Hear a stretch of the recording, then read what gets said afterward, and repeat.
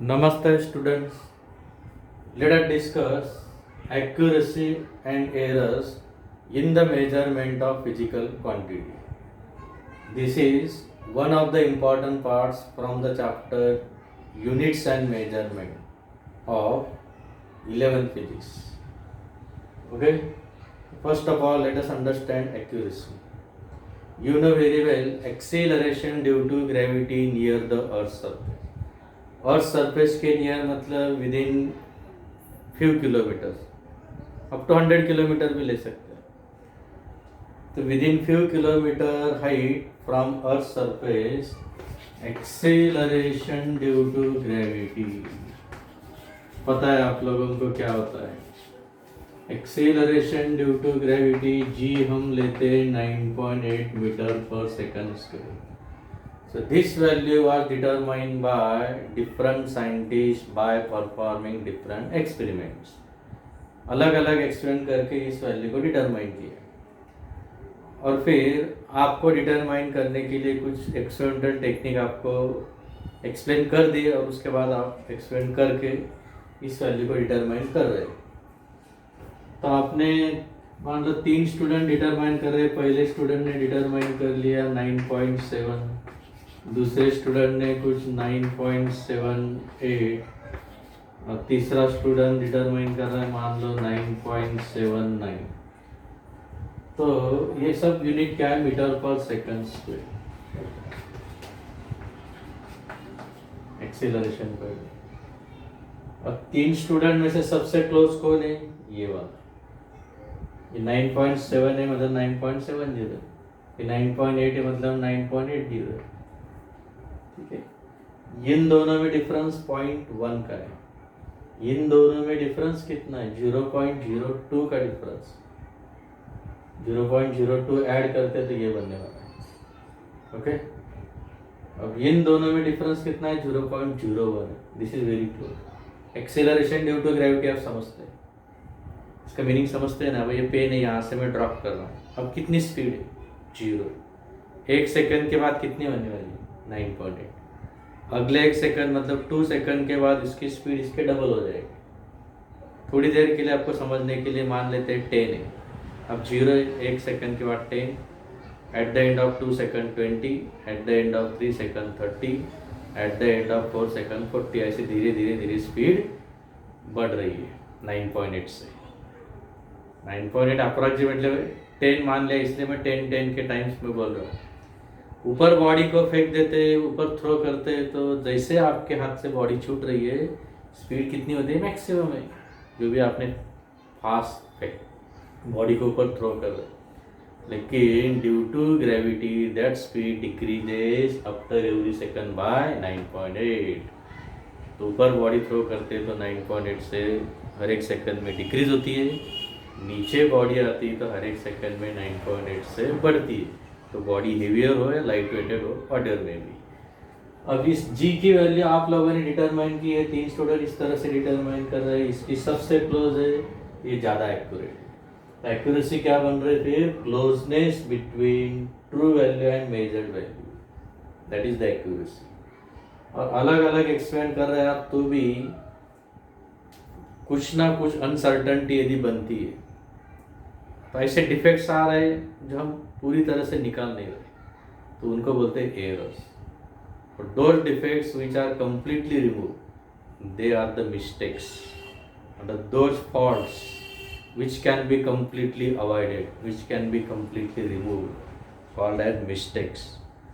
But those defects, those uncertainty which cannot be removed completely, okay, or the faults which cannot be removed completely, जो completely हम remove नहीं कर सकते वो होती error. तो क्या बोल सकते हैं फिर uncertainty in the measurement of physical quantity called as error. जैसे कि अभी मान लो इस चॉक का जो डायमीटर आपको मेजर करना है. मीटर स्केल से भी छोटा मेजरमेंट मीटर स्केल का जो लीस्ट काउंट है. लीस्ट काउंट मतलब smallest measurement by that instrument. कम से कम मीटर स्केल कितना मेजर करती है 1 मिलीमीटर. और कुछ ऐसे डिवाइसेस है आपने प्रैक्टिकल में शायद पढ़ा होगा वर्नियर कैलिपर, ये जो एक डिवाइस है ये कम से कम 0.1 मिलीमीटर मेजर करता है। स्क्रू गेज एक इंस्ट्रूमेंट है,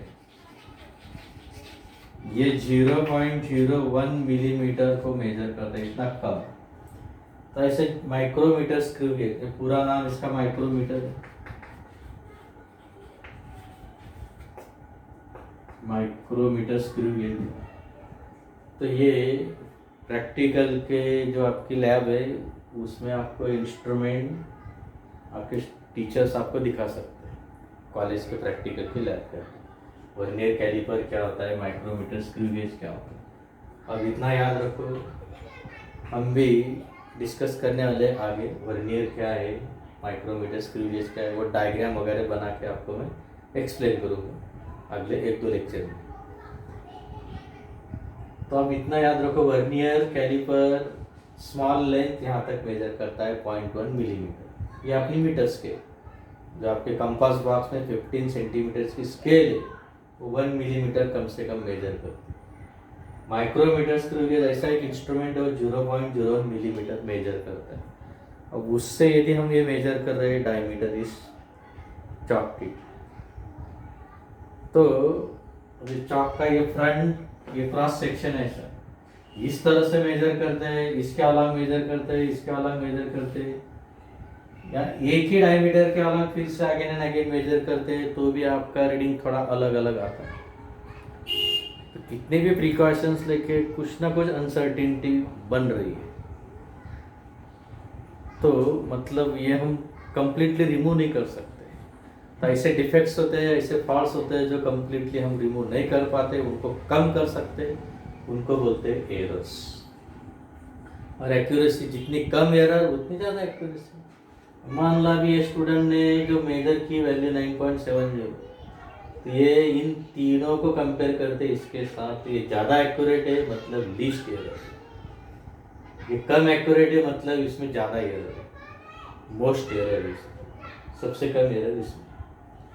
तो एक्यूरेसी एंड एरर एक दूसरे का ऐसा इन्वर्स है। Smaller the accuracy greater is the error, and greater the accuracy smaller is the error.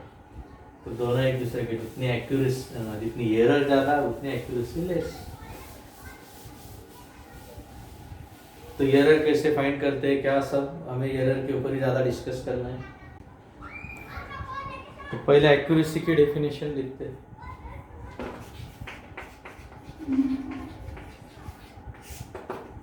क्या है definition?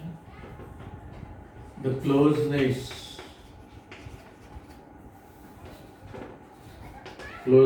Between measured value and true value of a physical quantity is called as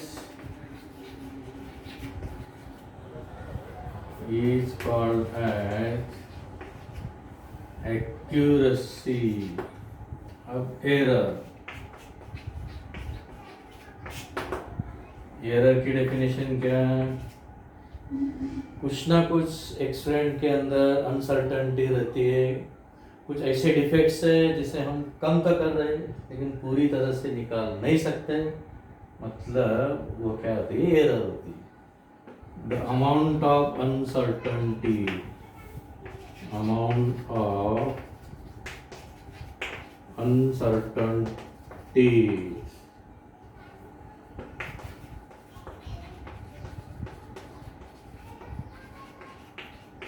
in the measurement of a physical quantity are called as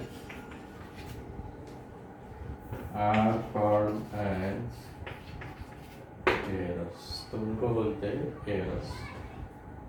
अब errors के types हमें consider करना है। Errors क्यों आती है, एरर्स का ओरिजिन क्या है, एरर्स के टाइप्स डिस्कस करने के पहले मिस्टेक्स समझते हैं। मिस्टेक्स क्या होती है? द फॉल्ट्स, मिस्टेक ऐसे फॉल्ट्स है, the faults which can be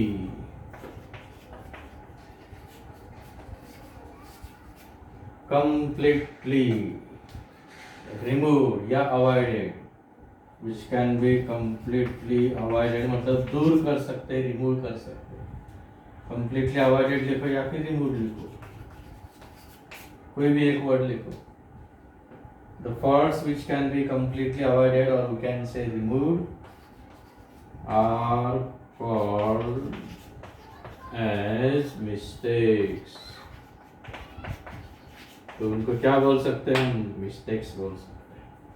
ठीक है, थोड़ा प्रॉपर प्रिकॉशन लेके एक्सपेरिमेंट किस तरह से परफॉर्म करते हैं वो समझने के बाद यदि कोई डिफेक्ट्स, कोई फॉल्ट्स पूरी तरह से दूर हो सकते हैं तो वो होती है मिस्टेक्स, लेकिन जिनको हम सिर्फ कम कर सकते हैं वो होती है error.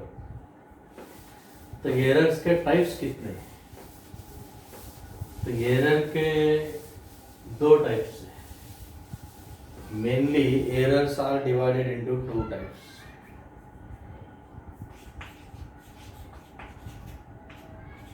Types of errors. Basic दो टाइप्स से एरर.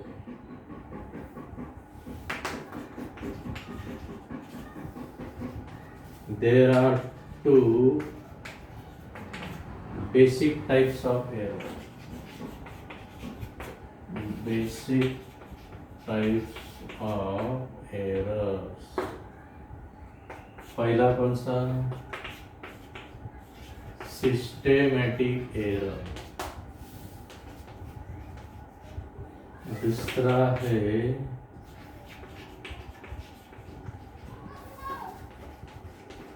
Random error. अब सिस्टेमेटिक एरर क्या होती है? सिस्टेमेटिक एरर इस वर्ड से आ रहा है, सिस्टम वर्ड से बन रहा है. सिस्टम, कोई सिस्टम बोलता है, कोई सिस्टम बोलता है, लेकिन स्पेलिंग यही है. सिस्टम का मतलब क्या होता है? एक ग्रुप, एक सेट. अब जब आप एक्सपेरिमेंट परफॉर्म कर रहे हैं, कुछ तो एक्सपेरिमेंट आपको कॉलेज के जो एक फिजिक्स के प्रैक्टिकल्स होते हैं उनकी जो एक लिस्ट होती है बोर्ड की, कुछ 20 एक प्रैक्टिकल की, उसमें से 10-12 प्रैक्टिकल कॉलेज वाले स्टूडेंट से करवा लेते हैं.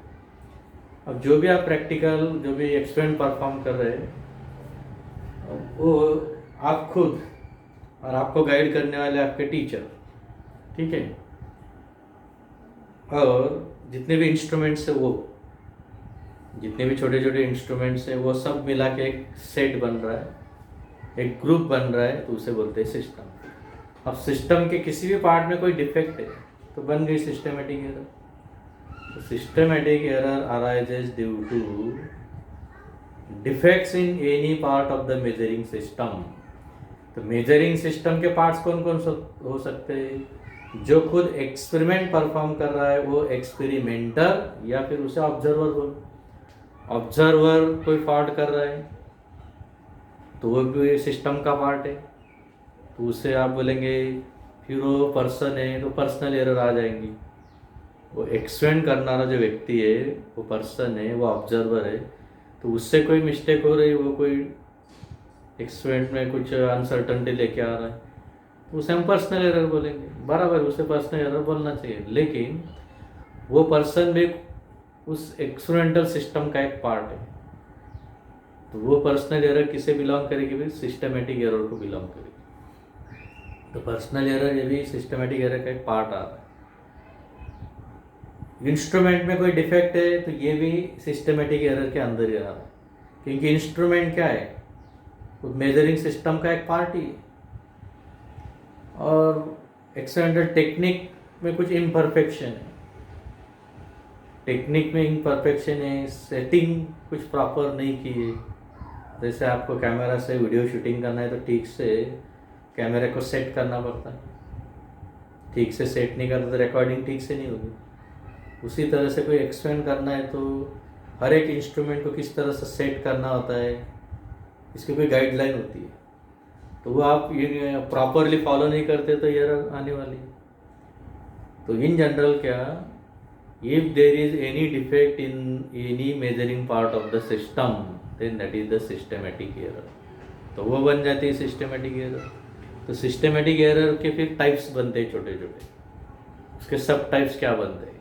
इंस्ट्रूमेंटल एरर उसका एक टाइप बनेगा, क्योंकि इंस्ट्रूमेंट सिस्टम का पार्ट है. वो जो व्यक्ति एक्सप्लेन कर रहा है उसने कोई डिफेक्ट प्रोड्यूस कर दिया, उसका लैक ऑफ स्किल है, कोई उसकी कुछ लिमिटेशन है, तो आ जाएगी पर्सनल एरर या फिर ह्यूमन एरर. और इनपरफेक्शन एक्सपेरिमेंटल टेक्निक के अंदर कुछ सेटिंग ठीक से की नहीं अपनी, तो एरर ड्यू टू इनपरफेक्शन. ऐसे 3 टाइप्स होते हैं सिस्टमेटिक एरर. और उसके बाद रैंडम क्या है, तो कितनी भी आप केयर लेते, ऐसे कुछ कॉजेस है जिसके ऊपर आपका कंट्रोल नहीं है, उससे कुछ एरर आ रही तो रैंडम एरर. पहले सिस्टमेटिक एरर की डेफिनेशन. सिस्टमेटिक एक 1 बाय 1 कंसिडर करते हैं. पहला systematic error.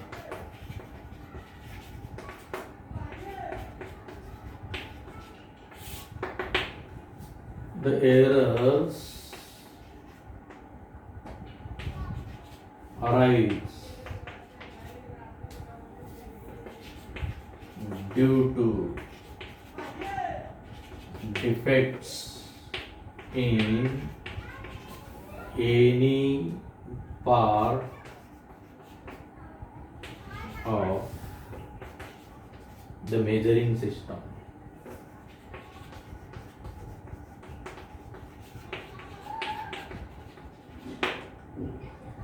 Are called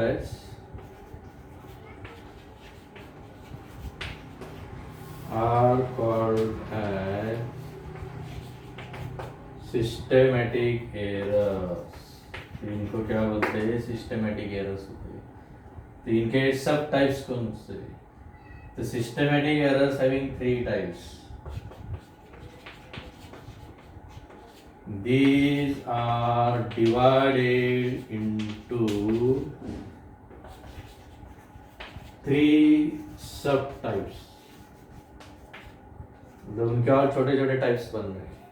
3 subtypes. पहला instrumental error.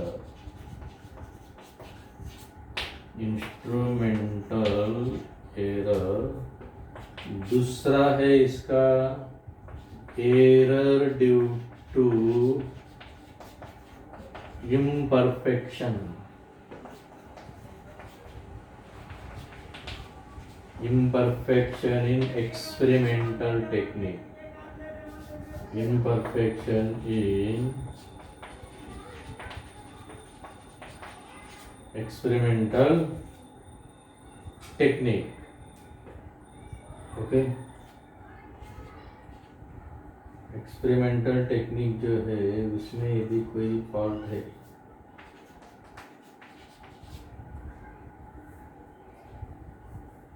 Error due to imperfection in experimental technique. ये इम्परफेक्शन लिखा है एक्सपेरिमेंटल टेक्निक. और तीसरा होता है पर्सनल एरर. तीसरा होता है पर्सनल या ह्यूमन, व्यक्ति से आने वाले पर्सनल. इनको 1 बाय 1 डिस्कस करते हैं. Let us discuss them 1 by 1.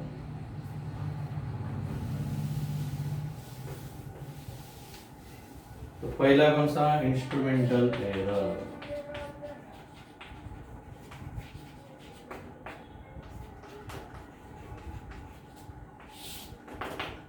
अब इंस्ट्रूमेंटल एरर किस तरह से हो सकती है? अब यदि आप मान लो इस बोर्ड की आपको लेंथ मेजर करना है, आपके पास जो स्केल है 15 सेंटीमीटर की स्केल, उसका यूज करके आप इसे मेजर कर रहे. और ये कुछ आ गई, मान लेते ये आ गई कुछ 50 सेंटीमीटर इसकी लेंथ. लेकिन जो मेजरिंग इंस्ट्रूमेंट है, वो जो स्केल है, यदि वो इनकरेक्टली कैलिब्रेटेड है, ये 0 और इधर 10, ये 1 सेंटीमीटर है. अब इसके कैलिब्रेशन में यदि कोई डिफेक्ट है, पूरा उसका 15 सेंटीमीटर परफेक्ट नहीं है, यदि वो 14.9 ही है, पूरे स्केल में यहाँ पे ख़त्म हो रहा है, मान लो ये 15 सेंटीमीटर है, और उसके कैलिब्रेशन में कोई डिफेक्ट है, मैन्युफैक्चरिंग कंपनी में कुछ कैलिब्रेशन के वक्त डिफेक्ट प्रोड्यूस हो गए, 15 सेंटीमीटर होना चाहिए, यदि वो 14.9 ही है, कैलिब्रेशन ठीक से नहीं है, तो जितने बारे स्केल आप यूज़ करने वाले हैं इतनी 0.1 सेंटीमीटर की एरर हमेशा आने वाली है, वो एरर फिर से रिपीट होने वाली है। ओके, तो कंसिस्टेंट वो एरर रिपीट एंड रिपीट होने वाली है। तो इंस्ट्रूमेंट में कोई डिफेक्ट है, उसके नाम से आप समझ रहे हैं, इंस्ट्रूमेंटल एरर मतलब जो इंस्ट्रूमेंट मेजरिंग सिस्टम का पार्ट है उसमें कुछ फॉल्ट है, उसमें डिफेक्ट है, तो उसमें डिफेक्ट है तो कुछ एरर आने वाली है।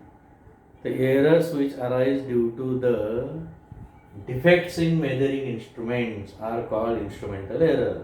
For example, if centimeter scale or meter scale is calibrated incorrectly, it's 100 centimeter, suppose 99 centimeter, उसका 100 सेंटीमीटर 99 बहुत कम हो गया, 99.9 है समान, 100 सेंटीमीटर होना चाहिए, लेकिन जो एक्यूरेट स्केल है उसका 100 और इसका उसके इक्वलेंट 99.9 ही आ रहा है, तो 0.1 कम मेजर कर रहा हो, तो 0.1 सेंटीमीटर जितने बार वो स्केल यूज़ करने वाले उतने बार वो रिपीट होने वाले, इसलिए इसे कांस्टेंट एरर भी बोलते हैं, तो उसी अमाउंट को फिर से वो रिपीट करने वाला।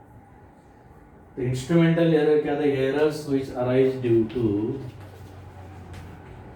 The errors which arise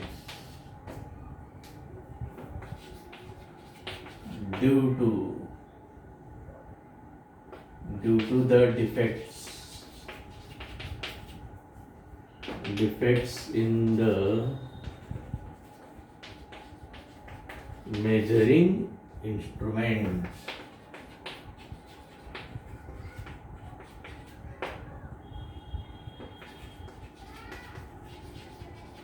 are called as instrumental errors. तो उनको क्या बोलते हैं? Instrumental errors. For example, a meter scale calibrated incorrectly। Calibrated मतलब ये जैसे मार्किंग लाइन होती है स्केल की, तो मार्किंग लाइन को यहाँ पे मार्क करना, रिप्रेजेंट करना, इसमें ड्रॉ करना, उसे बोलते हैं calibration. For example, is a meter scale calibrated, उसको मार्किंग लाइन को वहाँ पे डिजाइन करना मतलब calibration. calibrated incorrectly with its 100 centimeter, actually 99.9 centimeter, then an error of 0.1 centimeter is always produced in each measurement.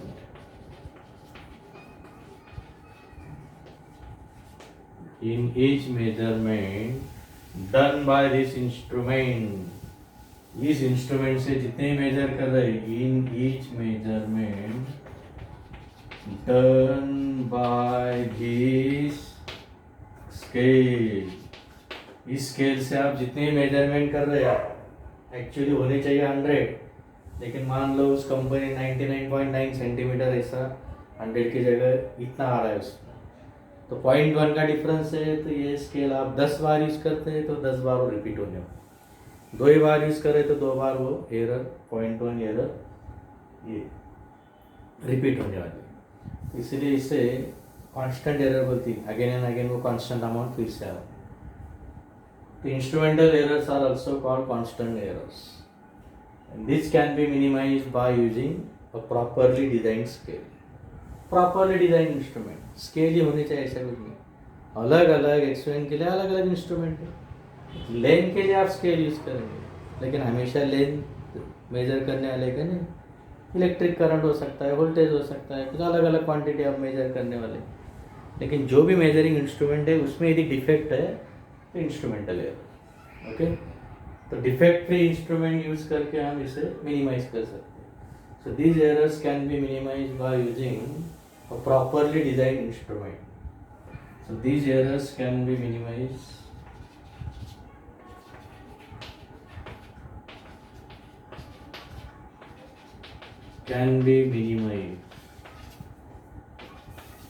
by using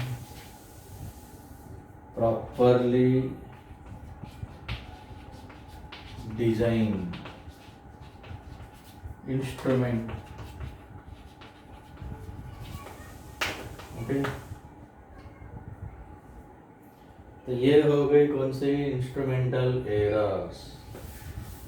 इसे screen pause करके back जाके ये लिख लो एक बार।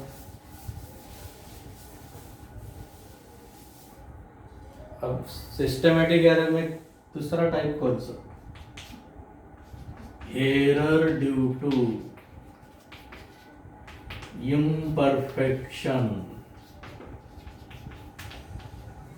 imperfection in measuring technique. Okay, imperfection in measuring technique. So these errors arise due to the improper setting of measuring instrument. ठीक से setting नहीं है। So this error, the error, so these errors arise due to improper या फिर defective, due to defective setting of measuring instrument. Instrument तो ठीक है लेकिन सेटिंग ठीक से की नहीं, सेटिंग को आप चेंज कर सकते। These errors are due to defective setting of measuring instrument. और फॉर एग्जांपल यदि आप वेइंग मशीन है, उसके साथ कोई भी ऑब्जेक्ट को मेजर कर रहे हैं, कोई ग्रोसरी किराना शॉप से कुछ आपने चीज़ें खरीदी है, और जो मेजरिंग वेइंग मशीन है उसमें बिना कुछ लोड जब आप रखते हैं तो पहले से कुछ मान लो 0.1 kg दिखा रहा हो, तो 0.1 kg हर इसमें ऐड होने वाला है। आप 10 kg का ऑब्जेक्ट रहे तो 10.1 दिखाएगा। तो कुछ भी ऑब्जेक्ट उसके ऊपर लोड करने के पहले वो 0 सेट करना जरूरी है। तो यदि सेटिंग ठीक नहीं है तो फिर हमेशा वो एरर रिपीट होने वाली है।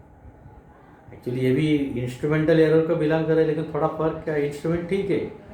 वेइंग मशीन जो किराना शॉप में वो जो बैलेंस है वेइंग मशीन है वो ठीक है, उसमें कोई फॉल्ट नहीं, लेकिन सेटिंग ठीक से की नहीं है। आप उधर देख रहे हैं उनको इलेक्ट्रॉनिक बैलेंस है, पहले वो 0 सेट होना चाहिए, और 0 से यदि ज़्यादा है तो मतलब आपको बिना माल दे पहले से वो कुछ डिवाइस को सेट करके रखा है कुछ फ्यू ग्राम के लिए। वो few gram again and again आपके इस हर एक मेजरमेंट में ऐड होने वाला है। तो if measuring device, weight measuring device is improperly setted, it is not setted at 0 mark. 0 mark पे नहीं तो हमेशा कुछ ना जो भी वेट रखते हैं तो उसमें एरर आने वाली। फॉर एग्जांपल, और दूसरा भी दे सकते हैं आप, यदि वोल्ट मीटर है, वोल्ट मीटर का 0 properly, in absence of current, pointer should be at 0, but even if there is no current, it is showing some other reading other than 0, 0 से कुछ अलग वोल्टेज पे, तो एक्चुअल करंट जब flow होगा तो ज़्यादा वोल्टेज दिखाएगा। तो for example,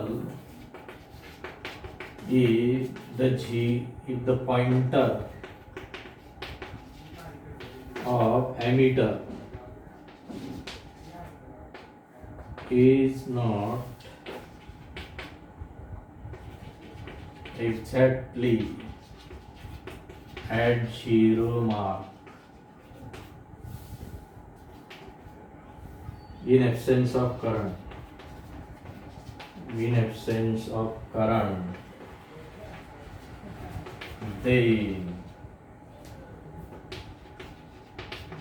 while measuring current by this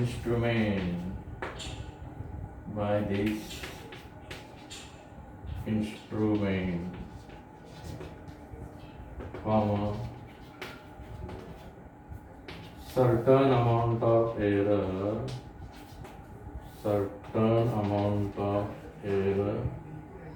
repeats in each measurement.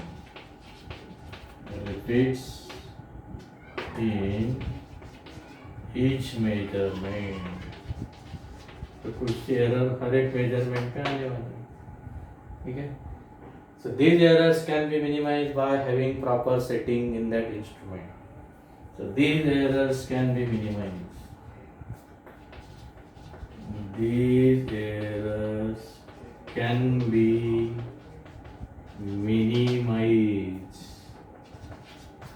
By having proper setting या फिर by doing proper setting. By having proper setting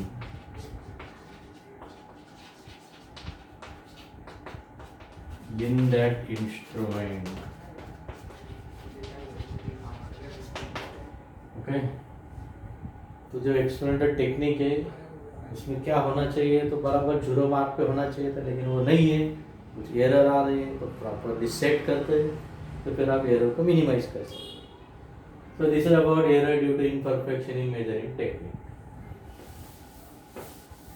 अब सिस्टेमेटिक एरर का तीसरा पार्ट कौन सा है? सिस्टेमेटिक एरर का तीसरा पार्ट है फिर पर्सनल एरर्स या फिर errors due to human being. इसमें तीसरा पार्ट है personal error. So errors arise due to the limitations of human being. हर एक व्यक्ति के अलग अलग लिमिटेशंस होती है. अब जैसे ये पेंडुलम है, इस पेंडुलम का टाइम पीरियड आपको मेजर करना है. पेंडुलम समझते हैं आप, ऐसा एक छोटा स्फेरिकल बॉब है, एक स्ट्रिंग को ऐसा अटैच कर देते थ्रेड को, ऐसा ऐसा लेफ्ट में दी या लेफ्ट या राइट में थोड़ा डिस्प्लेस करो, छोड़ दो, या ऐसा ऑसिलेशन परफॉर्म करने वाला. अब एक ऑसिलेशन, वन ऑसिलेशन का टाइम हम मेजर कर रहे हैं. वन ऑसिलेशन ज़रा फास्ट होने वाला है, 10 ऑसिलेशन के लिए लेते हैं. यहाँ से शुरू कर दिए, रिटर्न आ गया 1 ऑसिलेशन. तो जब आप यहाँ से इस ए पॉइंट से शुरू कर रहे हैं, वो पॉइंट है बी पॉइंट, ए से शुरू कर रहे 5 स्टूडेंट्स मेजर करने वाला, ऐसा मान लो. अभी जैसे मैं स्टार्ट बोलूँगा, सभी ने अपना स्टॉप वॉच को स्टार्ट करना है, तो सभी स्टूडेंट अपना स्टॉप वॉच स्टार्ट करने वाले. जैसे मैंने स्टार्ट बोल दी, और 10 ऑसिलेशंस के बाद जैसे 10 ऑसिलेशन खत्म हो रहे, तब मैं बोलने वाला हूँ स्टॉप. सब अपने अपने स्टॉप वॉच को स्टॉप कर दे, और सभी का टाइम चेक करते तो कुछ अलग अलग आने वाला है. एग्जैक्ट सभी के स्टॉप वॉच एक ही कंपनी के होके भी अलग अलग मेजरमेंट दे रहे. तो ऐसा क्यों हो रहा है? जैसे मैं स्टार्ट बोल रहा हूँ, मान लो किसी ने जल्दी सुन लिया, किसी में थोड़ा देर से क्लिक हो रहा है क्या बोला मास्टर ने, ठीक है. ये जरूरी नहीं कि सभी बराबर उसी मोमेंट पे स्टॉप वॉच को शुरू कर दे. एक आध 2 सेकंड या फ्रैक्शन ऑफ सेकंड इधर उधर हो सकते हैं. वो स्टॉप वॉच मिली सेकंड भी मेजर कर रहा है, ऐसा मान लो, एक आध दूसरा मिली सेकंड इधर उधर हो सकता है. तो सभी का टाइम एक्यूरेट आने वाला है क्या, सेम आने वाला है क्या? किसका एक्यूरेट है पता नहीं, लेकिन सभी का सेम आ सकता है क्या? नहीं.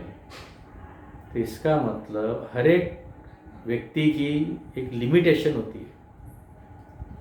ओके, उसके आई साइट का कुछ प्रॉब्लम होता है, उसके सुनने की कुछ एबिलिटी इनएबिलिटी होती है.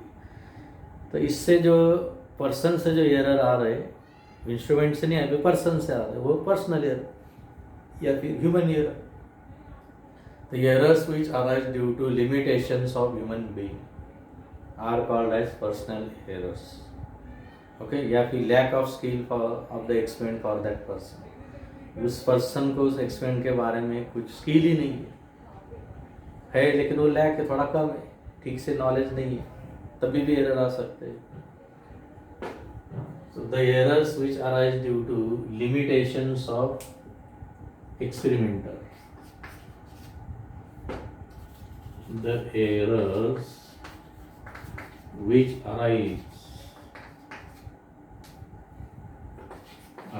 due to limitations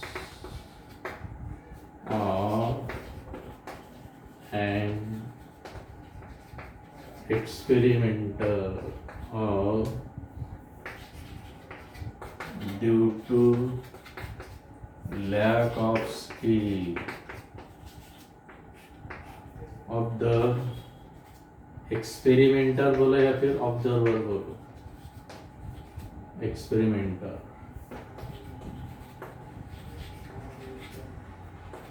are called as personal errors or human error are called as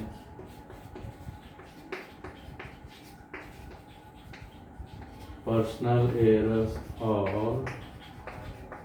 human errors. Okay, एक तो पर्सनल एरर बोलो या फिर ह्यूमन एरर बोलो। फॉर एग्जाम्पल,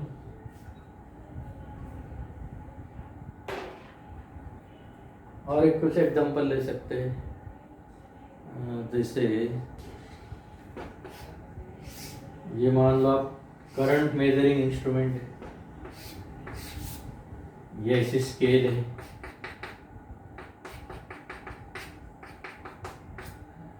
अब बराबर पॉइंटर इसके ऊपर इधर मान लो 1 एम्पियर, ठीक है, ये करंट मेजरिंग है।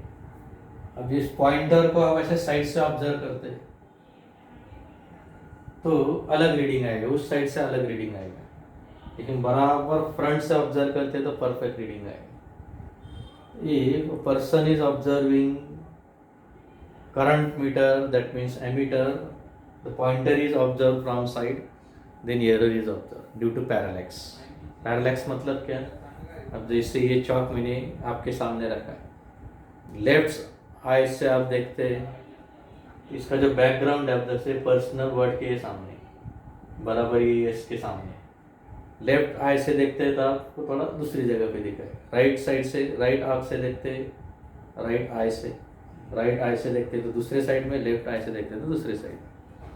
तो change in position of the object with respect to its background, change in position, समझ रहे हैं, इसकी पोजीशन आपके सामने है लेकिन लेफ्ट आई से ऑब्जर्व करते हैं आप तो उसका बैकग्राउंड कुछ अलग साइड में दिखेगा, राइट साइड से ऑब्जर्व करते हैं तो अलग साइड में दिखेगा, तो इसे बोलते हैं parallax.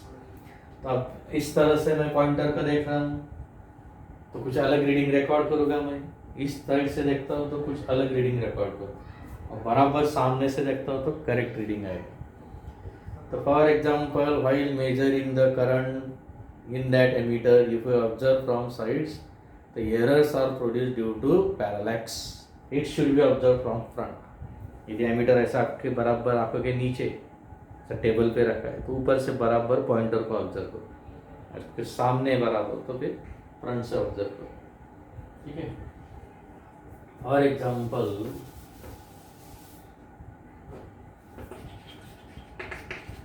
while measuring the current by an ammeter, if the pointer is seen from the sides, then errors are produced due to errors are produced due to unremovable parallax. Parallax from unremovable parallax.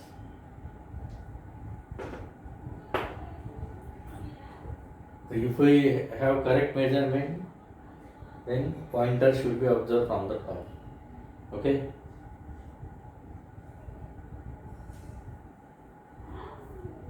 These errors can be minimized by taking all the precautions.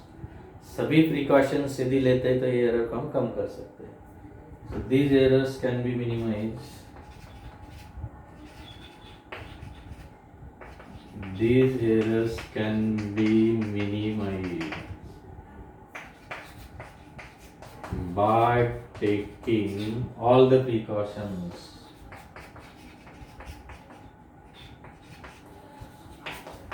All the precautions about the experiment, about the given experiment.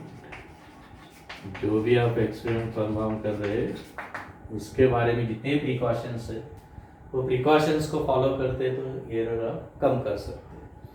Personal errors या फिर human errors. ठीक है, ये बन गए 3 type. कौन से error के?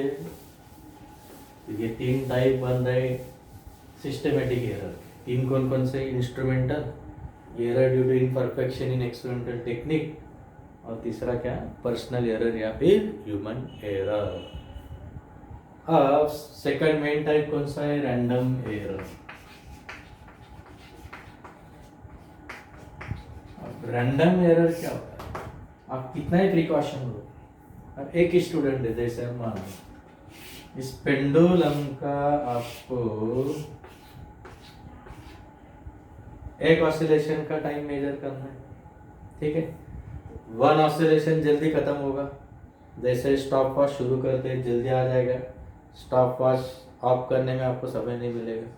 तो बेटर है 10 ऑसिलेशन का टाइम मेजर कर लो.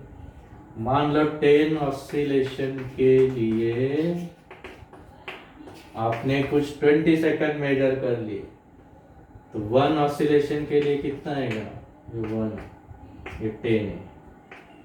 1 ऑसिलेशन,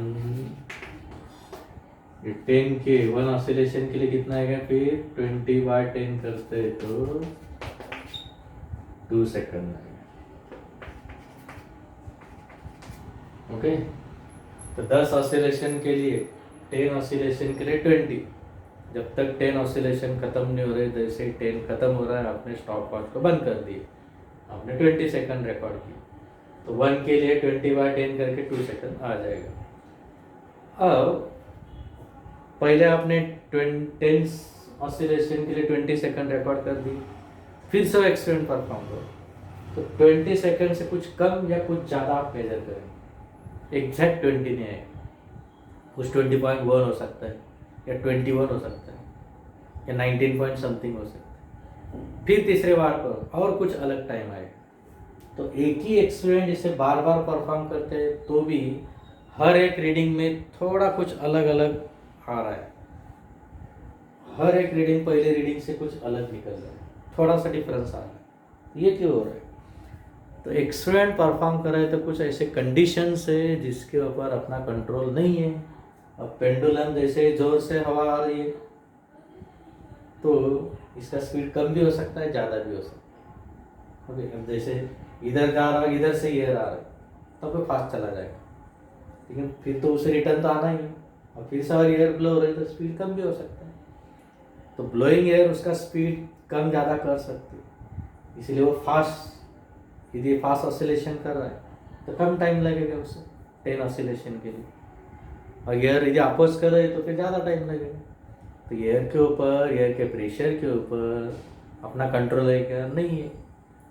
आप कोई इलेक्ट्रिक एक्सपेरिमेंट कर रहे हैं इलेक्ट्रिसिटी से रिलेटेड, और झट से वोल्टेज कम हो गया या बढ़ गया, तो जो भी आप जैसे ओम्स लॉ परफॉर्म कर रहे हैं वोल्टेज एंड इलेक्ट्रिक करंट का, वोल्टेज बढ़ने से करंट के ऊपर चेंज होने वाला है.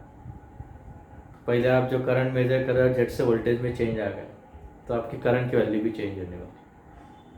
तो उससे डिपेंड जो भी बाकी है उसमें भी चेंज आने वाला है। तो फिर अब इलेक्ट्रिक करंट जो पावर सप्लाई आ रही है एमएससीबी प्लांट से, तो उसके ऊपर तो अपना कंट्रोल नहीं है। होता क्या है फिर, ऐसे जो अनकंट्रोल कॉजेस है जो हम कंट्रोल नहीं कर सकते, उनसे जो एरर आती है उसे बोलते हैं रैंडम एरर। रैंडम मतलब कुछ डेफिनेट कॉज नहीं है, रैंडम मतलब अस्ता व्यस्त, जिसके कुछ डेफिनेट ऑर्डर नहीं, डेफिनेट रूल नहीं है। The errors which arise due to indefinite causes और अनकंट्रोल कॉजेस, इसके ऊपर अपना कंट्रोल नहीं है, are called as random error. The errors which arise due to some uncontrolled causes are called as, ऐसे कुछ फैक्टर है जो हम कंट्रोल नहीं कर सकते, are called as random errors. So these errors may be due to uncontrolled changes in pressure, temperature,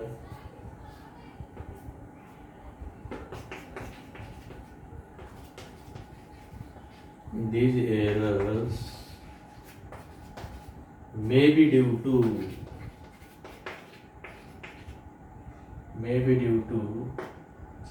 unwanted changes, uncontrolled changes, uncontrolled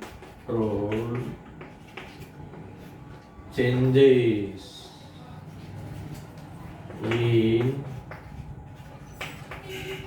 pressure, temperature, electric current,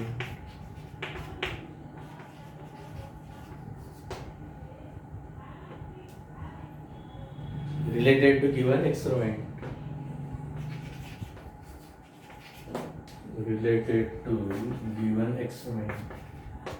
या फिर affecting the given experiment, किसी experiment पे pressure का effect हो सकता है, affecting the given experiment।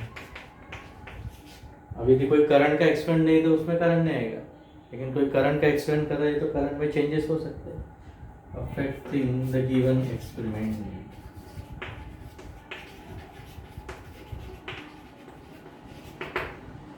So these errors can be minimized by having large number of reading and then take average, by taking multiple readings and by finding the average.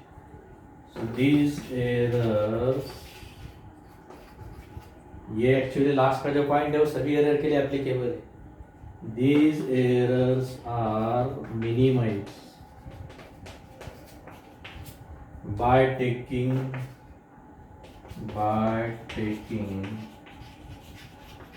large number of readings, मतलब again and again experiment repeat करो, large number of readings and then finding the average value, then by finding the average value, this average value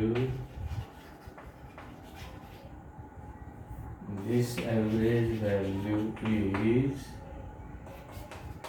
close to true value. Okay, वो true value के पास आने वाली, ये random है। अब ये इतने भी टाइप है, ये पूरा थ्योरेटिकल पार्ट है, एग्ज़ाम में कुछ ये ज़्यादा आने वाला नहीं है, लेकिन तो भी हो सकता है किसी एग्जामिनेशन में डाल दिया तो आपको ये लर्न होना चाहिए। ये लर्न ही करना पड़ेगा, इसको याद रखने के लिए ऐसे कोई टेक्निक नहीं है, आपको लर्न करना पड़ेगा। टेक्स्ट बुक से भी आप कर सकते हैं, इसके आगे का ज़्यादा इम्पोर्टेंट है। इसके आगे क्या है फिर, कैलकुलेशन ऑफ एरर्स, एरर किस तरह से कैलकुलेट करना है। तो एरर का कैलकुलेशन, अलग अलग एक्सपेरिमेंट परफॉर्म करते थे, एरर किस तरह से निकालनी है आपको, उसको एलिमिनेट कैसे करना है, elimination of error, calculation of error, estimation of error, उसके रिलेटेड कुछ फॉर्मूले आती है